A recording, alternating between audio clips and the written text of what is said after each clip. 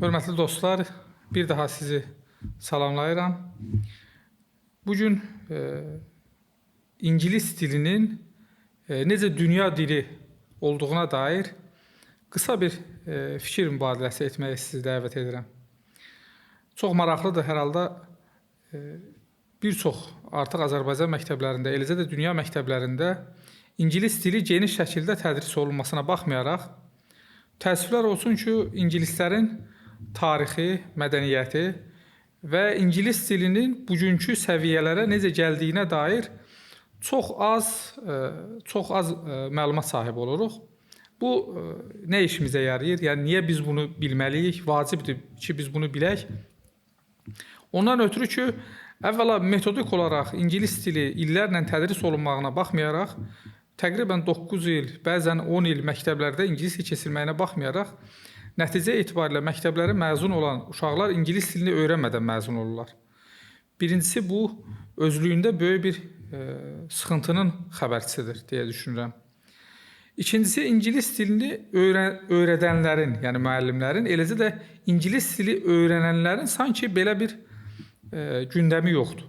Yəni, onlar bu ingilis dili son 50 ildə və ya 70 ildə beynəlxalq simanı necə dəyişdirdi və hansı mərhələlərdən keçərək buraya gəldiyinə dair sanki ya məlumatı yoxdur, ya da ümumiyyətlə bu məsələni görməzdən gəlirlər. Halbuki, ən az ingilis dilinin özünün öyrənilməyə qədər, hətta daha çox vacib, labüddür ki, biz ingilis dilinin və İngilis imperiyasının ya da Britaniya imperiyasının hansı addımlara ataraq bu nailiyyətə, yəni bunu etiraf eləmək lazımdır, bu İngilis mədəniyyəti adına və ya Britaniya dövləti adına ya da krallığı adına böyük bir nailiyyətdir ki, dünya əhalisinin bugün artıq baxmayaraq ki, sadəcə 400 milyonu İngilis dillidir, amma 1 milyard yarım, 2 milyard arası insanı artıq İngilis dilində danışır.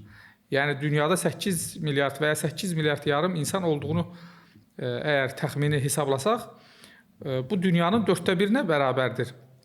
Və umumən bu günləri bütün beynəlxalq yazışmalar, diplomatik görüşmələr, ticari anlaşmalar və s. Ortaq dil olaraq İngilis dilində aparılmaqdadır. Bəs bu hansı mərhələlərdən keçərək, çox qısa şəkildə onu nəzər yetirək, hansı mərhələlərdən keçərək bu nailiyyət əldə olunub və mənim diqqətimi bu məsələni araşdırarkən nə cəlb edib, onu sizinlə bölüşmək istəyirəm. Əvvəla onu deyim ki, hər nə qədər ilk baxışda təəccüblü olsa da uzun illər, hətta uzun 100 illər deyim, 3 əsrdən uzun bir müddət İngilis zadəganları, yəni aristokratları, yəni lordlar, İngilis dilində danışmağı özlərinə qəbahət hesab ediblər. Yəni, İngilis saraylarında İngilis dilində yox, fransız dilində danışıblar. Və bu fransız dilinin hegemoniyası 1940-cı ilə qədər, 30-cu, 40-cı ilə qədər davam edib. Yalnız ondan sonra müəyyən faktorların devrəyə girməsi ilə İngilis dili artıq beynəlxalq ölçüdə fransız dilini geridə qoymağa başladı. Hətta bu əsrdə deyim ki, yəni 21-ci əsrdə ümumiyyətlə fransız dilinin yaşama şansı çox azdır. Yəni fransız dilinin yaşam millətlə bağlı olaraq, yəni milli deməli yox olma ilə bağlı olaraq və ya millətin sayının kütləvi şəkildə azalması ilə bağlı olaraq deyə bilərəm ki, yaşama şansı yox hökmündədir. İndi baxaq görək nə səbəb oldu buna.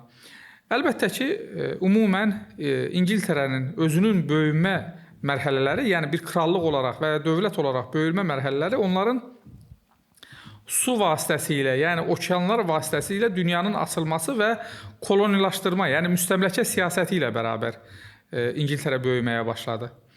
Bunun əsas və bariz səbəbi ondan ibarət idi ki, onlar xaslı yürüşlərindən qalan mirasa sahib çıxa bilməyəcəyini anladılar. Yəni, quru torpaqlarda artıq hegemonik güc olma iqtidarında olmadıqlarını anladıqları üçün o dövrün hegemonik gücü olan Hollandlarla mübarizəyə girişdilər və 16-cı əsrdən sonra böyük nailiyyətlər əldə edərək 18-ci əsrə qədər dünyanın bir çox yerini əhatə edən müstəmləkəyə sahib oldular. Bəli, çoxsaylı insan qətliamlarına səbəb oldu bu.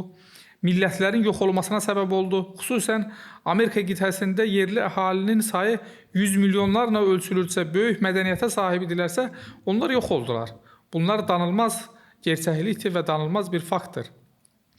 Amma əsl gücünə, yəni ingilis dilinin bu qədər əsl gücünə səbəb olan 3 təməl faktoru sizinlə bölüşmək istəyirəm. Onun birincisi Amerika faktorudur ki, Amerika 1-ci və 2-ci Dünya müharibəsinə girmədiyi üçün, müharibədən kənarda qaldığı üçün çox güclü bir şəkildə köhnə dünya deyilən Avropa üzərində hegemonik güc sahibi oldu. Və Amerikanın da dil olaraq ingilis dilini tərcih etməsi səbəbilə ingilis dili dünyada öz bugünkü yerini tutmuş oldu. Birinci səbəb budur. İkinci səbəb ondan ibarətdir ki, futbol deyilən bir gerçəklik var.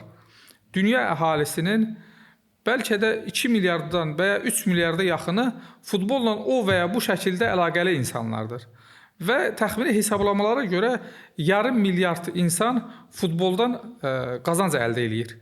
Yəni bu çox böyük bir təsir dairəsinə sahib olan bir olğudur. Yəni biz bunu qəbul etməliyik və futbol özü İngiltərədən ortaya çıxdığına görə onun terminləri də artıq dünyanın hər tərəfində yayılmağa başlayır və mən futbol haqqında danışmaq istəmirəm, xüsusi bir mövzudur. Sadəcə futbol olaraq ya da idman olaraq görməyin, artıq çoxdan bu məsələnin ötəsinə keçib futbol və çox geniş təsir dairəsinə, hətta deyərdim ki, lüzumsuz təsir dairəsinə sahib olub və insanları, kütlələri, xüsusən avam kütlələri öz arxasınca körtəbii şəkildə apardığını bacardığı üçün bu arada haşiyə çıxıram.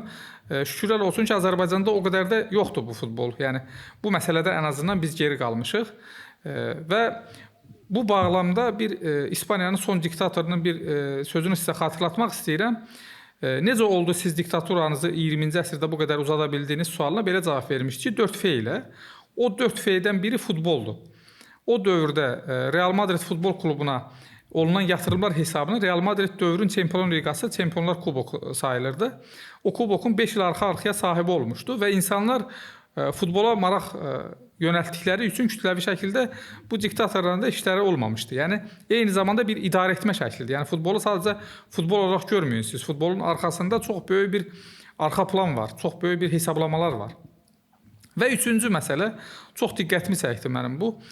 Bilirsiniz, bizim ümumən belə bir anlayışımız var ki, dil məsələsində xarici dillərdən bizim dilimizə hansısa bir kəlmə daxil olanda bu çox böyük bir tepkilərə nədən olur. Yəni buna bir qrup bundan mücadilə aparır ki, o dildən bizim dilimizə hər hansı bir söz daxil olub.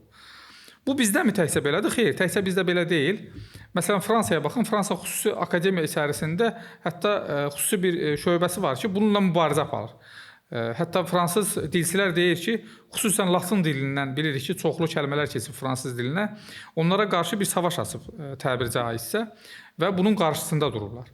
Türk dili nümunəsində olduğu kimi, məsələn 1932-ci ildə təqribən qurulan o dövrki Türk dil cəmiyyəti, indiki Türk dil qurumu hər nə qədər başqanı və ya o dövrdə çox təsirli şəxslərdən biri, deməli adını tam olaraq deyim sizə, deməli Haqob Martayan sonradan Dilaçar olaraq Atatürk onun adını dəyişdirdi. Olsa da o da qədim dillərdən, yəni xüsusən ərəb və fars dillərindən türk dilinə keçən kəlmələrə qarşı böyük bir savaş meydana gətirdi və bunun türk dilinin yaranmasında böyük bir uğur olduğunu iddia etdi. Əlbəttə ki, bu belə deyil və bunu indi nə ilə əsaslandırıram, onu sizə deyim. Ümumən ingilis dilində ingilis dil qurumu adında bir qurum yoxdur. Yəni İngiltərənin özündə, Britaniyada, nə də Amerikada belə bir dil qurumu yoxdur. İngilis dili bütün dillərdən sözləri qəbul eləyir, onları reformə eləyir və özünküləşdirə bilir. Məncə uğurun altında yatan ən önəmli səbəblərdən biri də budur. Çünki bu minvalla təqribən 20 il bundan əvvəl mən Oxford lüğəti almışdım, 20-25 il bundan əvvəl. Orada 150 min deməli, kəlmə və ifadə yer alır. 150 min kəlmə və ifadə. Demək, İngilis müfrədatı hazırlanarkən İngilis şagirdlər üçün ortalama 60-70 min kəlmədən ibarət olan bir müfrədat hazırlanır və o kəlmələrlə 10 il ya da 12 il müddətində İngilis şagird tanış olmuş olur. İndi müqayisə eləyin də bizim dillə müqayisə eləyin. ya da digər dillərlə müqayisə edin, bildiyimiz dillərlə müqayisə edin, rus dili ilə, alman dili ilə, digər dillərlə müqayisə edin. Görün nə qədər arada böyük bir uçurum var, nə qədər böyük bir fərq var. Bu məsələdə, yəni dillərin ölkəyə daxil olması ya da ana dilimizə daxil olması və onu özünküləşdirmə məsələsində çox uğurlu bir addım olduğunu düşünürəm. Yəni ingilis dilinin bu siyasətinin çox uğurlu bir addım olduğunu düşünürəm.